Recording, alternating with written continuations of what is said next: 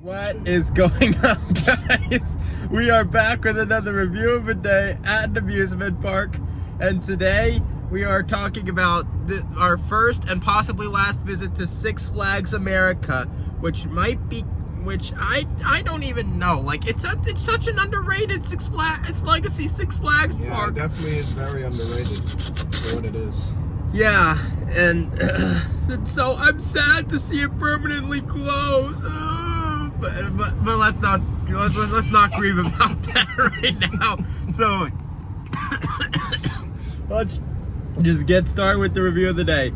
So when we first entered Six Flags America for the day, we headed over to Professor Screamore's Skywinder. Professor Screamore's Skywinder, and we thought because of the new trains that it would ride better, but nope, we were wrong. So, I mean, maybe it would have been a lot rougher with the old trains, but even with the new trains, it still wasn't the smoothest experience. Yeah, so, anyways, after that, we headed over to Roar, which was my most anticipated Woody personally at Six Flags America, because for personal reasons, and yeah, so Roar's pretty underrated, in my opinion. Yeah. I know a lot of people don't like it, but to me, it's underrated. yeah, why all the hate on Roar, guys? And so, anyways, after Roar, we headed to Firebird, I think it was, Firebird. which on one corkscrew, holy jackhammering Batman, you have some headbangers, and you have a headbanger right there. And so That's the oldest B&M. It rides like it. yeah, so after Firebird, at that point, I think that's when we first rode Joker's Jinx, and it's a good launch coaster. I hope it gets saved after. Yeah, that's one of my new favorite launch coasters. Honestly. Yeah. I really love Joker's Jinx. Yeah, I hope it gets saved when Six Flags America permanently closes. So, anyways, after that, we headed over to Harley Quinn Spinsanity, which was a good Zamperla Giant Discovery, and it's my all-time favorite Zamperla Giant Discovery. Let's hope it finds a good home once Six Flags America permanently closes. And it might be our favorite Zamperla Giant Discovery over Wonder Woman at Six Flags Great Adventure. And so, anyways, after that, we headed over to Wonder Woman Lasso of Truth, which it's a good Starflyer. I hope that finds another home as well. Yeah, because I like it better than Great Adventure Sky Screamer, but it doesn't outbeat the Orlando Starflyer. The Orlando Starflyer is still my personal favorite. And so, anyways, after that, we headed over to Raging Cajun, I think it was, at that point. And it was a crazy spinning coaster. Yeah, that coaster is pretty aggressive. More aggressive than I thought it was. Yeah, so like when we experienced the tight turns, we went from side to side. Like, the laterals were so insane.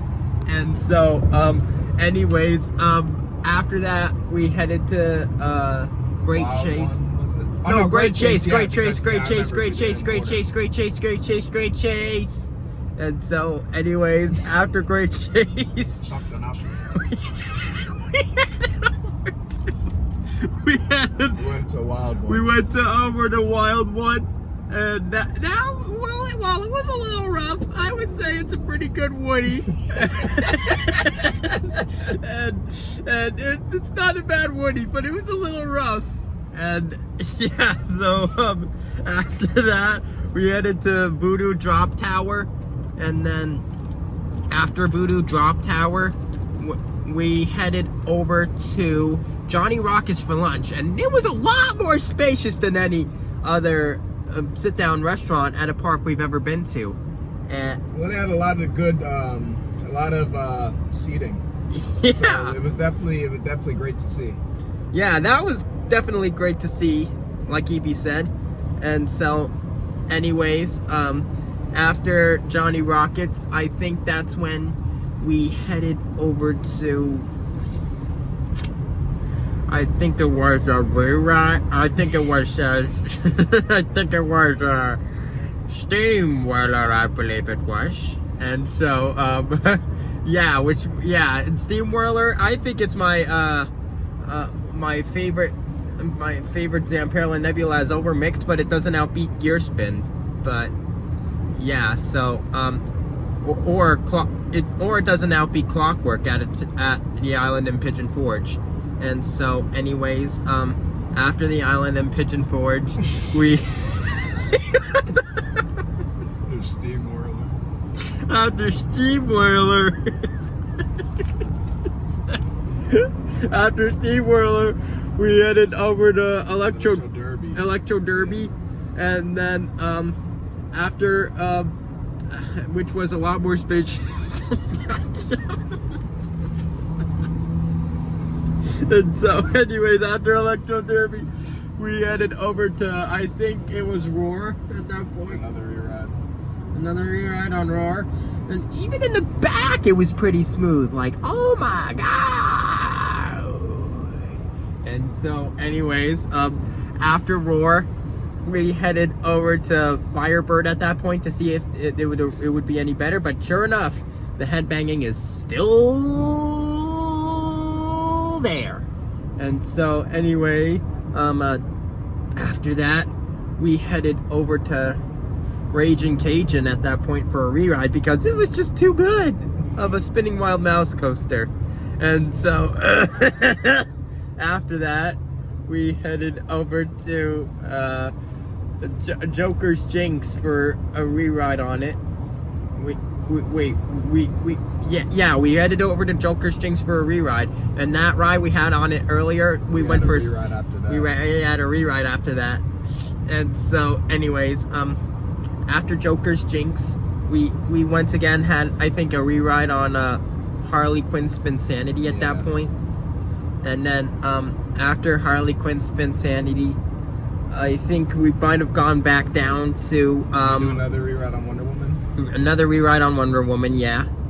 And then after that re-ride on Wonder Woman, we headed over to Penguin's Blizzard River. Penguin's Blizzard River, but it might seem like a water slide, but it's really not. And so It's pretty cool. I liked it. I enjoyed it. yeah, I like it. Yeah, I like it. I like it. I like it. I like it. I like it. I like it. I like it. And so, anyways, after Penguin's